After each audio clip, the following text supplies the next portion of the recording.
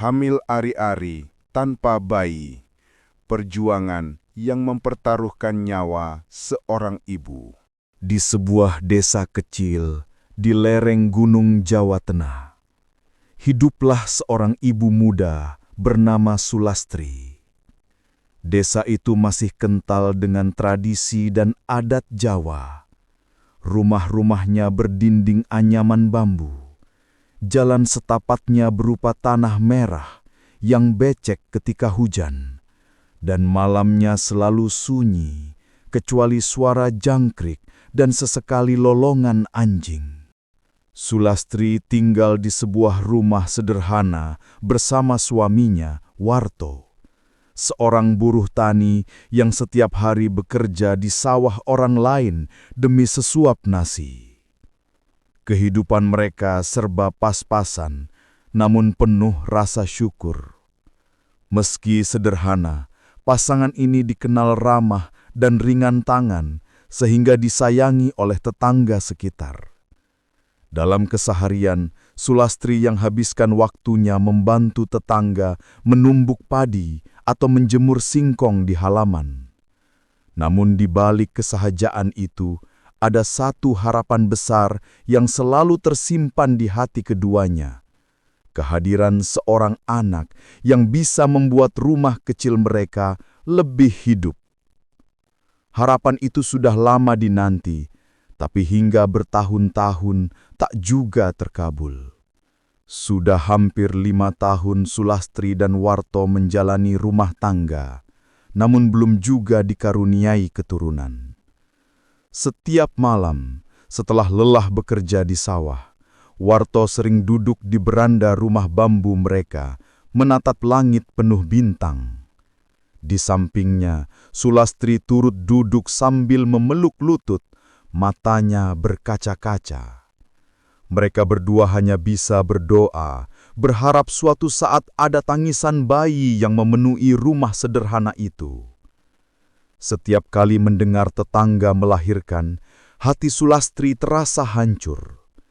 Ia turut bahagia, namun di lubuk hatinya yang terdalam ada perasaan iri sekaligus sedih. Ia sering menangis diam-diam di dapur, berusaha menutupi kesedihannya dari sang suami. Namun Warto tahu, hanya saja ia tak pernah menyinggung, takut membuat luka itu semakin dalam. Di desa, bisikan mulai terdengar. Ada yang bilang Sulastri mandul, ada yang menyalahkan garis keturunan. Ujian itu begitu berat, tapi mereka berdua memilih untuk tetap sabar. Bagi mereka, doa adalah satu-satunya pegangan, meski harapan kian hari terasa semakin tipis.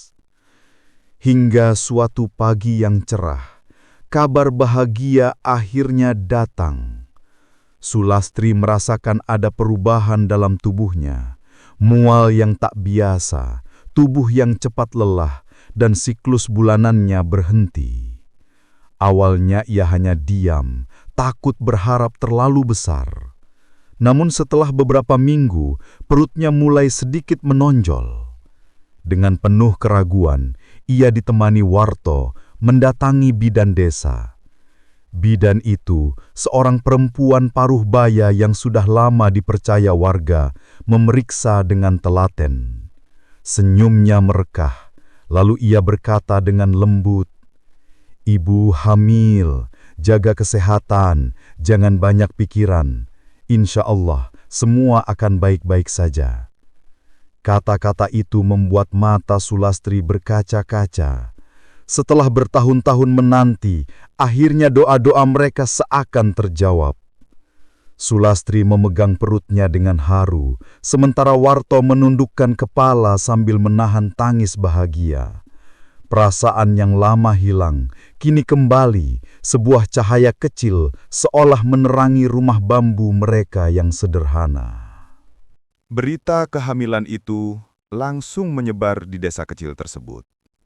Para tetangga berdatangan untuk memberi ucapan selamat. Ada yang membawa buah tangan berupa api sang raja, ada pula yang sekadar menyodorkan senyum dan doa. Warto tak henti-hentinya mengucap syukur, seolah beban bertahun-tahun terangkat dari pundaknya. Malam itu, rumah mereka yang biasanya sunyi terasa begitu berbeda. Senyum Sulastri tak pernah lepas dari wajahnya, meski tubuhnya mulai lemah. Ia sering berbicara sendiri sambil mengusap perutnya, seakan-akan janin kecil di dalam rahimnya bisa mendengar. "Nak, tumbuhlah dengan sehat. Ibu-ibu sudah lama menunggu," bisiknya setiap malam. Warto pun lebih rajin pulang cepat dari sawah, hanya untuk memastikan istrinya tidak kelelahan. Di antara cahaya lampu teplok yang redup, pasangan itu sering berbincang tentang nama apa yang akan mereka berikan pada anaknya nanti. Harapan mulai tumbuh, seakan rumah kecil itu perlahan dipenuhi oleh kehidupan yang baru.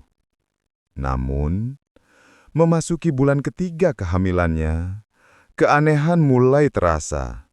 Perut Sulastri memang terus membesar, tetapi ia tak pernah merasakan tendangan bayi ataupun gerakan kecil yang biasanya menjadi tanda kehidupan di dalam rahim.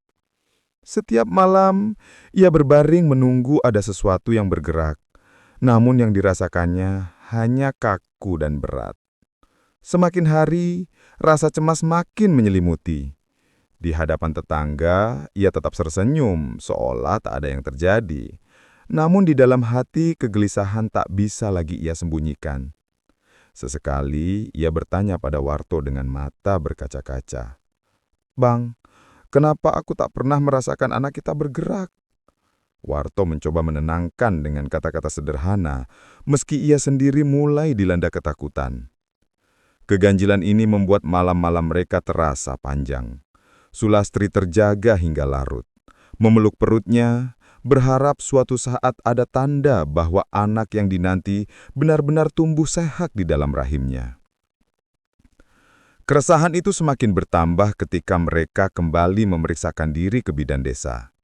Dengan teliti, bidan mencoba mendengarkan detak jantung janin menggunakan alat sederhana. Namun berulang kali ia tempelkan stetoskop, suara yang ditunggu tak pernah terdengar. "Rahimnya terisi, ada sesuatu di dalamnya," ujar bidan itu pelan. Matanya terlihat ragu. Hasil pemeriksaan memang menunjukkan adanya kehamilan, tetapi tidak ada tanda-tanda kehidupan bayi. Sulastri menatap suaminya dengan wajah pucat, hatinya tercekat seakan dunia runtuh. Warto mencoba tegar menggenggam tangan istrinya erat-erat. "Kita tetap harus percaya. Mungkin anak kita hanya belum kuat menunjukkan dirinya." Meski kata-kata itu menenangkan, rasa cemas makin sulit ditepis. Pulang ke rumah, Sulastri hanya bisa termenung di depan tungku. Api kecil yang biasanya hangat, kini seakan tak lagi memberi arti. Ia mulai merasakan ada sesuatu yang tak wajar, tapi ia masih berusaha meyakinkan diri bahwa semua ini hanyalah hujan kecil sebelum kebahagiaan besar datang. Keanehan pada kehamilan Sulastri lambat laun menyebar ke telinga warga desa. Awalnya hanya bisikan kecil di antara para tetangga, namun lama-kelamaan menjadi cerita yang beredar dari warung kopi hingga pertemuan ibu-ibu di balai desa. Mereka mulai menduga bahwa Sulastri tidak sedang hamil bayi, melainkan mengalami sesuatu yang disebut orang-orang tua sebagai hamil ari-ari. Konon dalam istilah itu, rahim hanya berisi ari-ari atau gumpalan daging tanpa adanya janin.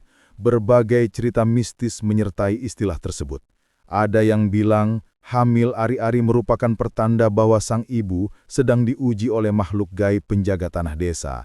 Ada pula yang menyebutnya akibat kutukan dari leluhur karena pantangan tertentu pernah dilanggar. Bisikan-bisikan itu menambah beban batin Sulastri. Ia merasa seperti ditusuk dari belakang, sebab orang-orang lebih percaya pada cerita mistis daripada kondisi kesehatannya. Meski begitu, ia hanya bisa diam, menahan air mata, dan terus berdoa agar semua prasangka itu salah. Di desa itu memang ada sebuah kepercayaan lama. Seorang ibu hamil tidak boleh melewati jalur setapak di pinggir sawah yang diyakini sebagai tempat bersemayam roh penunggu. Konon siapa saja yang melanggar, maka kandungannya akan diganggu. Tanpa sadar, beberapa minggu sebelumnya, Sulastri memang pernah melewati jalur itu sepulong dari rumah orang tuanya. Saat itu senja sudah turun, angin bertiup kencang, dan ia merasa seperti diperhatikan oleh sesuatu dari balik rumpun bambu. Kini, warga mengaitkan kejadian aneh dalam kehamilannya dengan peristiwa itu. Bisikan kian ramai. Mungkin kandungannya diambil makhluk gaib, yang tersisa hanya ari-ari. Mendengar ucapan itu, Warto marah, namun hanya bisa menahan diri. Ia tidak ingin memperkeruh keadaan, meski hatinya sendiri mulai dihantui rasa takut. Sulastri pun merasa bersalah, meski ia tak pernah tahu pasti apa salahnya. Malam-malamnya kian berat, dihantui pikiran apakah benar ia sedang mengandung sesuatu yang bukan manusia. Malam-malam Sulastri kini dipenuhi derita. Hampir setiap tengah malam ia terbangun dengan rasa sakit luar biasa di perut, seolah ada yang menggenggam dari dalam dan memelintir organ tubuhnya. Wajahnya pucat, tubuhnya berkeringat dingin, dan napasnya tersengal-sengal. Kadang ia menjerit lirih, namun segera menutup mulut agar tetangga tidak mendengar. Warto, yang selalu terjaga di sisinya hanya bisa memeluk dan membelai punggung istrinya sambil berbisik menenangkan. Namun di balik ketenangan itu, jantungnya berdegup kencang, hatinya diliputi rasa takut yang tak terucapkan. Beberapa kali ia merasa seolah melihat bayangan hitam berdiri di pojok kamar saat Sulastri kesakitan, tetapi ketika ia berkedip, bayangan itu lenyap. Para tetua desa menyarankan mereka memanggil dukun bayi atau melakukan selamatan kecil untuk menolak bala, tetapi Warto ragu, takut dianggap melawan takdir Tuhan. Di antara rasa sakit dan ketakutan itu, Sulastri hanya bisa menggenggam tangannya erat, berdoa dalam hati agar penderitaannya segera berakhir. Hari-hari berjalan semakin berat. Tubuh Sulastri semakin kurus, wajahnya pucat pasi, dan matanya cekung, seakan energi hidup perlahan menghilang dari dirinya. Namun anehnya, perutnya terus membesar, bahkan lebih cepat dari kehamilan normal. Ketika melihat bayangannya di permukaan air tempayan, ia sering tertegun sendiri, tak percaya dengan perubahan tubuhnya. "Kenapa aku seperti ini, Bang?" tanyanya lirih pada Warto. Suaminya hanya bisa menggenggam tangannya dan tersenyum tipis, meski di dalam hati ia dilanda kepanikan. Bagi Sulastri, meski rasa sakit tak pernah reda, ia tetap ingin percaya bahwa di dalam rahimnya tumbuh kehidupan. Setiap malam, ia mengusap perutnya sambil berbicara, seolah-olah anaknya benar-benar mendengar, berharap ada keajaiban. Namun semakin lama, keyakinan itu mulai goyah. Tidak ada gerakan, tidak ada detak, hanya hening dan beban yang kian berat. Hanya doa yang menjadi satu-satunya penguat. Meski rasa takut akan kebenaran di balik kandungannya semakin menghantui. Memasuki bulan ke-8, penderitaan itu mencapai puncaknya. Malam itu, Sulastri tiba-tiba merasakan sakit luar biasa di bagian perutnya. Awalnya hanya nyeri biasa, namun dalam hitungan menit, rasa sakit itu berubah menjadi perih tak tertahankan. Seolah isi perutnya hendak robek. Ia menjerit keras hingga membuat Warto panik dan segera menghampiri. Saat membuka kain sarung yang menutupi tubuh istrinya, Warto terperanjat. Darah segar mengalir deras, membasahi tikar anyaman bambu tempat Sulastri berbaring. Wajah Sulastri pucat pasi, keringat dingin membasahi pelipis, dan tubuhnya bergetar hebat. "Bang, tolong, aku tidak kuat," ucapnya lirih dengan suara yang hampir hilang. Warto gemetar, namun ia tahu nyawa istrinya benar-benar terancam. Dengan teriakan panik, ia memanggil tetangga kanan-kiri. Dalam sekejap, rumah kecil itu ramai oleh warga yang turut panik melihat pendarahan hebat tersebut. Situasi semakin mencekam, dan semua orang sadar bahwa malam itu adalah pertaruhan hidup dan mati bagi Sulastri. Langit malam yang biasanya hening, kini berubah kelam. Hujan deras mengguyur desa, disertai suara guntur yang menggelegar dan kilatan petir yang menyambar-nyambar di langit. Angin menderu kencang, membuat daun-daun pisang di pekarangan bergetar keras. Suasana alam seolah ikut merasakan penderitaan Sulastri. Beberapa tetangga yang berkumpul di rumah itu merasa bulu kuduk mereka berdiri. Ada yang berbisik lirih, menyamakan kejadian itu dengan tanda bahwa makhluk gaib sedang ikut campur. Di tengah kepanikan, seorang tetua desa mengingatkan, "Cepat bawa ke puskesmas, jangan tunggu lama-lama." Dengan tergesa, para lelaki membuat tandu dari bambu, sementara perempuan berusaha menenangkan Sulastri yang terus merintih kesakitan. Warto menangis sambil memegangi tangan istrinya yang semakin dingin. Setiap langkah untuk keluar rumah terasa berat, karena jalan tanah becek tergenang air. Namun waktu tidak bisa ditunda. Sulastri diletakkan di atas tandu, wajahnya pucat, bibirnya membiru, napasnya tersengal seolah kapan saja bisa terhenti. Warto menggenggam erat tangan istrinya, berusaha memberikan semangat meski air mata terus jatuh tanpa bisa ia tahan. "Bertahanlah, Las, jangan tinggalkan aku," bisiknya sambil terseduh. Tangisan kecil itu terdengar di sela derasnya hujan yang mengguyur atap rumah. Beberapa ibu-ibu desa membawa kain dan lampu teplo untuk penerangan, karena listrik sering padam saat hujan deras. Di tengah kesibukan itu, beberapa orang mengaku melihat sosok bayangan hitam melintas cepat di halaman, namun segera menghilang. Tidak ada yang berani membicarakan hal itu dengan suara keras, takut menambah kepanikan. Malam itu, ketegangan menyelimuti seluruh desa. Rombongan kecil itu segera berjalan menembus derasnya hujan menuju puskesmas desa yang berjarak hampir 2 kilometer. Jalan setapak yang biasanya mudah dilalui kini berubah licin dan becek, membuat langkah mereka tersendat. Tandu bambu digotong 4 orang bergantian, sementara warga lain berjalan di samping sambil memayungi dengan kain seadanya. Sulastri meringis, tubuhnya lemah dan darah terus mengalir membasahi kain yang membungkus tubuhnya. Warto tidak henti-hentinya membisikkan doa di telinganya. "Ya Allah, selamatkan istriku, selamatkan dia." Suasana semakin mencekam ketika petir menyambar pohon di tepi jalan membuat semua orang tersenjat ketakutan. Dalam keheningan di antara suara hujan, ada yang mengaku mendengar suara tangisan bayi samar-samar dari arah persawahan gelap. Suara itu membuat beberapa orang tercekat, saling pandang dengan tatapan ngeri. Namun mereka tetap berjalan, menepis rasa takut demi menyelamatkan Sulastri.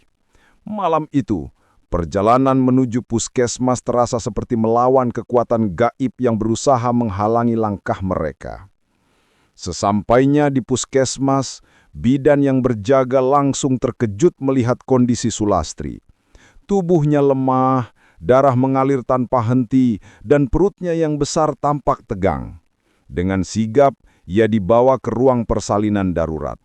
Beberapa bidan lain segera membantu, sementara Warto hanya bisa berdiri di luar dengan tubuh gemetar, wajahnya basah oleh hujan dan air mata. Proses persalinan berlangsung penuh ketegangan. Saat Sulastri mengejan dengan sisa tenaganya, bukan suara tangis bayi yang terdengar, melainkan keheningan yang menyesakkan dada. Bidan terperanjat ketika melihat apa yang keluar dari rahim Sulastri. Bukan bayi mungil yang dinanti, melainkan gumpalan besar berbentuk ari-ari, mirip daging yang menggumpal, licin dan berlumuran darah. Semua yang hadir tercekat. Tidak ada yang berani bersuara. Bau anyir bercampur amis menyengat ruangan, membuat bulu kudut berdiri. Beberapa bidan saling pandang dengan wajah ngeri, seolah menyaksikan sesuatu yang tak wajar, sebuah misteri medis sekaligus mistis yang jarang ditemui. Ruangan persalinan itu dipenuhi suasana mencekam. Bau darah yang pekat bercampur dengan hawa dingin yang entah dari mana asalnya, membuat beberapa perawat merinding tanpa sebab. Gumpalan ari-ari itu ukurannya hampir sebesar bayi cukup bulan, namun tidak ada tanda kehidupan sedikit pun. Seorang bidan berusaha menenangkan diri sambil berucap, Ini mungkin kehamilan anggur, meski suaranya bergetar. Namun di pojok ruangan, seorang perawat muda tiba-tiba berkata dengan nada takut, "Tapi kenapa bentuknya seperti ini? Tidak biasa." Ucapannya segera dihentikan oleh seniornya agar tidak menambah kepanikan. Di luar ruang persalinan, Warto semakin tak tenang. Beberapa warga yang ikut menunggu mulai berbisik lirih, mengaitkan kejadian itu dengan cerita lama di desa. Ada kepercayaan bahwa hamil ari-ari bukan sekadar kelainan medis, melainkan tanda bahwa rahim sang ibu dipinjam oleh makhluk halus untuk melahirkan keturunan gaib. Desas-desus itu membuat suasana semakin mencekam. Salah seorang ketua desa yang ikut mengantar berucap pelan, "Ini bukan perkara biasa. Sebaiknya nanti kita adakan selamatan atau sesuatu yang lebih besar bisa terjadi." Warto yang mendengar makin gelisah. Dalam hatinya ia hanya ingin istrinya selamat, tapi kini bayangan tentang hal-hal gaib mulai menghantui pikirannya. Sementara itu, dari balik pintu terdengar suara bidan memanggil bantuan tambahan karena kondisi Sulastri semakin kritis. Hujan di luar semakin deras, petir menyambar, seolah langit pun ikut menegaskan betapa malam itu bukan malam yang biasa. Di ruang persalinan, tubuh Sulastri semakin lemah. Wajahnya pucat, keringat dingin membasahi dahinya. Bidan terus berjuang menyelamatkan nyawanya, sementara Warto mengetuk pintu dengan gelisah, memohon agar diberi kabar. Dalam keadaan setengah sadar, Sulastri kembali bergumam, "Anak itu sudah dibawa oleh dia." Tangannya yang gemetar menunjuk ke arah jendela. Salah satu bidan memberanikan diri melihat keluar. Namun hanya ada kegelapan basah oleh hujan. Anehnya, kaca jendela berembun menampakkan bekas seperti telapak tangan kecil, seolah ada bayi yang baru saja menyentuhnya dari luar. Pemandangan itu membuat semua orang terdiam, tidak berani mengucapkan apa-apa. Beberapa bidan hanya bisa membaca doa dalam hati. Mereka sadar ada sesuatu yang lebih besar dari sekedar persoalan medis. Malam itu, di antara kehidupan dan kematian, Sulastri seperti sedang melahirkan sesuatu yang tak bisa diterima dunia nyata. Menjelang dini hari, akhirnya pendarahan Sulastri bisa dihentikan setelah perjuangan panjang. Ia selamat, namun tubuhnya benar-benar lemah, seperti kehilangan sebagian dari jiwanya. Warto menangis terseduh saat diperbolehkan masuk, menggenggam tangan istrinya dengan penuh syukur, meski hatinya dihantui tanda tanya besar. Gumpalan ari-ari yang keluar malam itu segera dikuburkan sesuai saran bidan, namun sebagian warga percaya benda itu harus diperlakukan dengan ritual khusus agar tidak menimbulkan malapetaka. Beberapa hari setelah kejadian, keluarga Warto mengadakan selamatan sederhana untuk menolak bala. Namun cerita tentang hamil ari-ari tanpa bayi terus bergaung di desa, menjadi kisah mistis yang diwariskan dari mulut ke mulut. Bagi Sulastri, pengalaman itu meninggalkan trauma mendalam. Setiap kali ia memejamkan mata, ia masih teringat sosok perempuan berambut panjang yang tersenyum kepadanya di sudut ruangan. Kisah itu berakhir dengan selamatnya sang ibu, tapi juga meninggalkan misteri yang tak pernah terjawab.